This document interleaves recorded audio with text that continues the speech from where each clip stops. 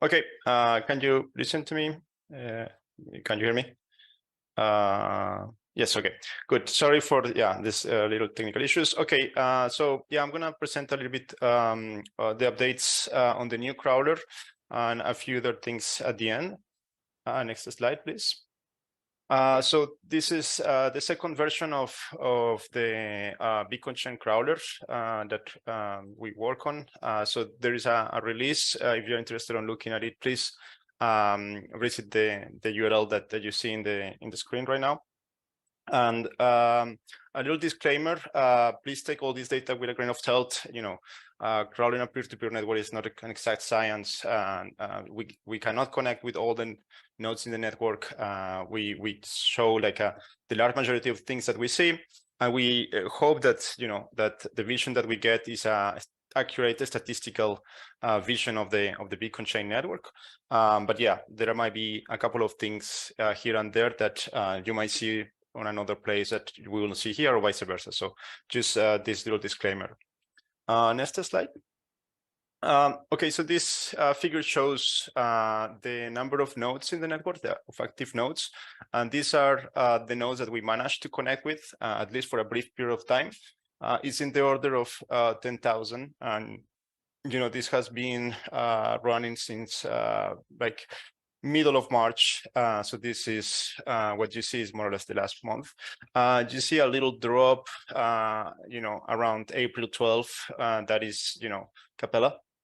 And because at the moment we had to do some upgrades, and so that's why you see a little drop, but then we start recovering, catching up on the number of nodes in the network. So it's around 10,000. If you go to the next slide,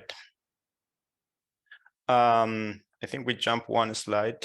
The geographical distribution. So this is something that if you are familiar with, our crawler, probably you already visited our dashboard previously. Here, there is no much changes really. The geographical distribution is more or less the same as we were seeing before.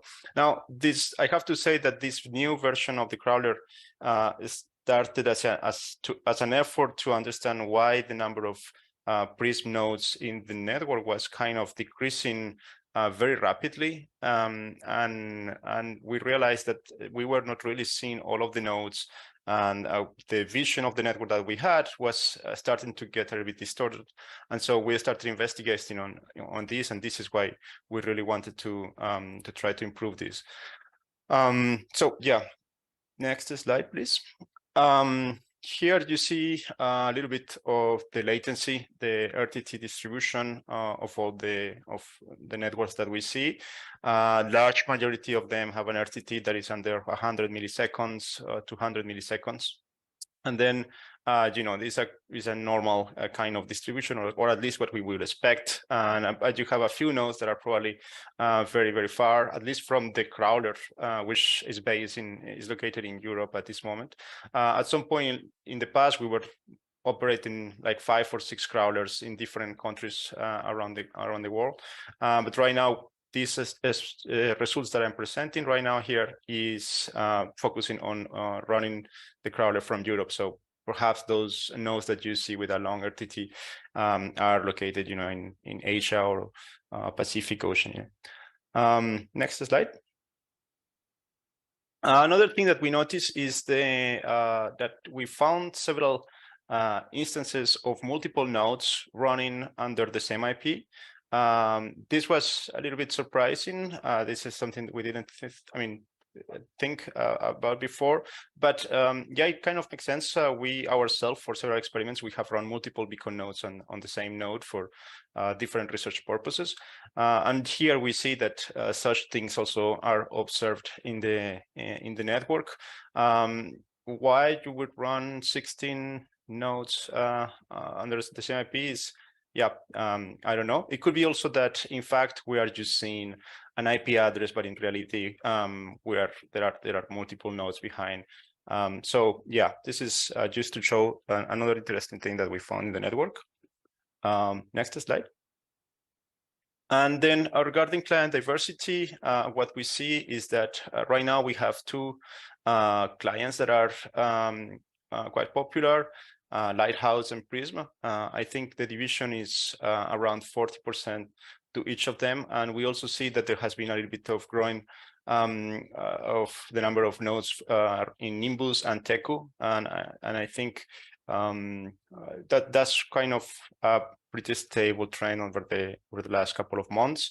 If we go to the next slide, you can see the specific numbers. 40% for Prisma and Lighthouse, around almost 10% for Teku, Nimbus, and so on. We also see Aragon, and another couple of crawlers that we notice in the network. But yeah, this is a much better client distribution than what we had at some point in the past, and it also correlates to the vision that we get from the network when we look at other software like Blockprint, which tries to analyze the origin of the blocks in a different way, which is not looking at the beacon nodes in the network. And we see that the two images that we have more or less correlate, and I think that's a positive thing. At least it's much better than what we had at some point a few months ago, where we were kind of we noticed that the things were not going very well. So this second version improves all of that.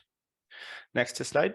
Maybe just to move on, because I remember that we had a conversation about this around the time that we noticed that something funky was going on in the data. Do you recall kind of like what the source of that data inconsistency issue was, and how you guys improved it in the new version of the crawler? Right. So basically this this goes back to the fact that apparently in the new version, in the old version of the crawler, we had a hard time connecting with Prism nodes, and for some reason this ability to connect with Prisma started to decrease over time, and I'm not sure exactly what type of changes were going on the Prisma client side. It could be related to number of peers. It could be coupled with many things. But we definitely noticed that the number of Prism nodes, we were having really hard time. And the fact that we are trying to connect with so many nodes in the network, but also without spamming them and without, reaching a point where you are kind of doing a DOS attack, that we have to set up, very specific rules to first not spam the network, to don't forget to keep trying connecting, even if some node refuses to connect with you because perhaps they are busy or they already reached the limit of how many connections they want to have. And then, so these kind of rules are very, very difficult to set in order to, manage to really see everyone. And we have been playing with these heuristics until we managed to reach a point in which we were finally managing to see many, many nodes that we were not seeing before, either because we deprecated them, deprecated meaning if we try to connect to a node multiple times and the nodes keep refusing or doesn't answer, we might say, we might catalog this node as a node that is not even is not even running anymore. It's like probably the node has been down for some time and it's never going to come back because, I don't know, they updated their hardware or they updated something, and then the node is not going to come back again. And this is what we call a deprecation strategy, but apparently we were being extremely aggressive in the way we deprecated nodes in the past. And for some reason, maybe there was changes going on also on the Prism side that made this deprecation policy even harder for these nodes. And so that's what we have been investigating. We play with different deprecation strategies, and we kind of fine-tune all these to be able to still connect with the nodes and making sure that we are not damaging anything or spamming anyone. So this is more or less, I think, the improvements, in a summary on why we managed to see now to connect with all those nodes. Got it. Thank you. Mm-hmm. And then we also play with different aspects of the distribution. So one of the things we wanted to see is what are the architectures that are most used. Here we see like 50% almost of x86. The rest are unknown. It's just because they don't, they don't share this information, but probably many of them are still also x86. And we see about 1.3% of nodes that are on ARM. This is, well, it's interesting to see, in particular because, of course, we are interested on running nodes in light hardware and keep the whole network, sustainable energy-wise and in power consumption. So yeah, it's good that we see at least some of them here, but yeah, of course, we would expect, ideally, we will be able to see more small nodes like this in the future. Next slide. We also look at OS distribution. Again, I think we see about 50% of them on Linux, not because the other half is different, but probably they are just not sharing that information. But yeah, these are a couple of things we notice. Next slide. We also investigated about how the different, the nodes are, we put them in different categories, whether they are in the cloud, in residential houses or universities, or we just don't know. And this is all based on IP analysis. And, you can do this kind of analysis in any peer-to-peer network. If you're a node in a peer-to-peer network, you need to connect with other nodes. And for that, you need an IP address. So if you have those IP addresses, you can just use some databases online and try to see whether these are IP addresses in a cloud or residential. And the figure that you see here more or less shows that distribution. And so it's about 60% of them in cloud machines, about 30% almost in residential houses, and then about 7% that we don't know yet. From these 7%, it's not that we cannot classify them. It's just that we haven't classified them because probably the script that we are using right now to classify them. These are, you have to understand, these are 10,000 IP addresses, and you can classify them, some of them with a script, but then maybe around 7% of them we will have to start classifying them manually, investigated what is what, and that takes a lot of time. So it's possible that out of the 7%, a certain percentage still goes to residential or cloud or universities or financial institutions and so on and so forth. And then what you see in the figure is more or less that how this decompose in different providers. And again, it could be the case that some of these are probably, if there is some issue in any of those databases or APIs that we are using for this classification, you might see some small differences. But I think that overall, that gives us a pretty accurate idea of the Beacon chain network right now.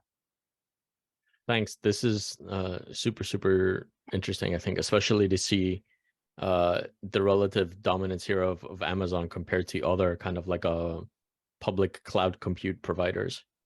Right. And this is one of the reasons we look into these kind of things, because I think it's important for the community to make the changes when they are needed.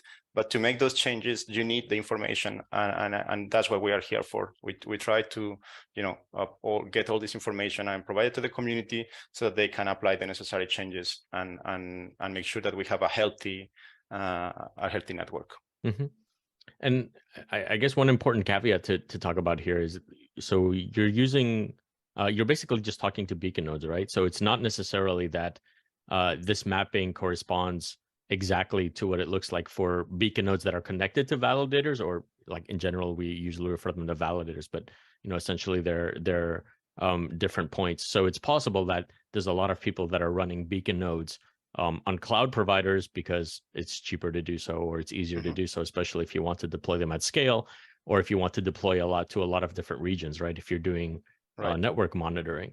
But that's not necessarily true that there's the same distribution for Beacon nodes that are connected to validators, or at least are helping validators perform duties on the network. Right, that is correct, and yeah, these are just Beacon nodes, or we don't know if, as you say, we don't know if they are validating or they are validators or not, and we want to take a look at that as well. There's another figure that we have. I don't know if I added here, probably not, in which we can know for the different Beacon nodes how many attest networks they are subscribed to, and that kind of gives us a distribution of how many of those are probably just a node in the network, and how many are actually staking because they have to subscribe to attestation networks. That's super interesting as like a easy heuristic or proxy to try to approximate that. I'd be curious to see that data. Yeah, you can go to the next slide. Yeah, okay, so I don't have it here. Sorry for that. No worries. But yeah, maybe in another update you can have it. But it's in our dashboard, so I will suggest everyone just to go migalabs.es, and you can look at the dashboard and you can see that that figure is already there in the dashboard. So yeah, you can look at it. And the other thing I wanted to present, just a couple of last slides, is for other updates not related to the network crawler. And so the next slide is just kind of a chain explorer that we have developed. Is live, so it shows the blocks that are being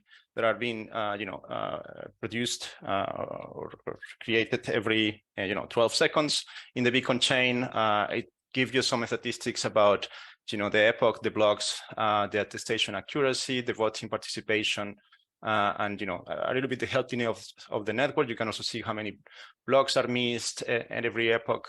You can play with it. And the new thing that we just released today is that you can also look at the Goerli network. So you can switch on the right side.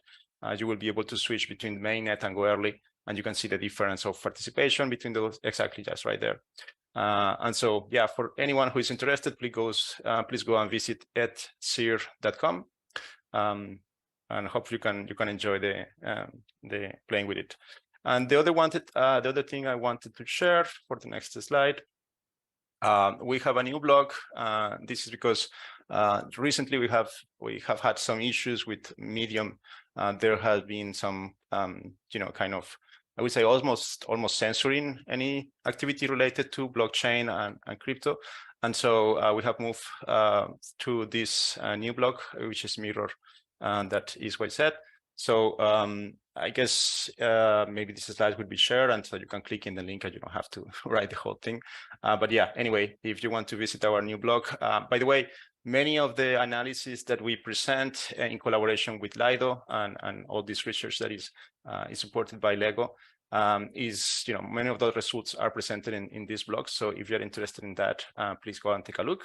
We also had the very last blog post shows how to use our data that we produce for the Merge Data Challenge by the Ethereum Foundation, and you can go and take a look at the data in BigQuery, and you can play with it. You can try to do your own studies beyond of what we released, and you can play with the data. So if you're interested on playing with all the data that we have produced, please go and take a look at the blog. And the last slide, I wanted just to share with you that our paper has been accepted at the IEEE International Conference on Blockchain and Cryptocurrency. It kind of presents a little bit the reward system, and it compares more or less the system before the merge and after the merge. And this was, it was accepted at this conference. It's going to be presented next week on Tuesday in the morning at this conference that is going to be held in Dubai. And again, this work has been supported by Lego. So thank you very much for Lego for helping on this research. And we are very, very happy and proud that this is going to be presented in a scientific conference. So yeah, that would be all for me. Thank you very much for your attention. And if you have questions, I will be happy to answer.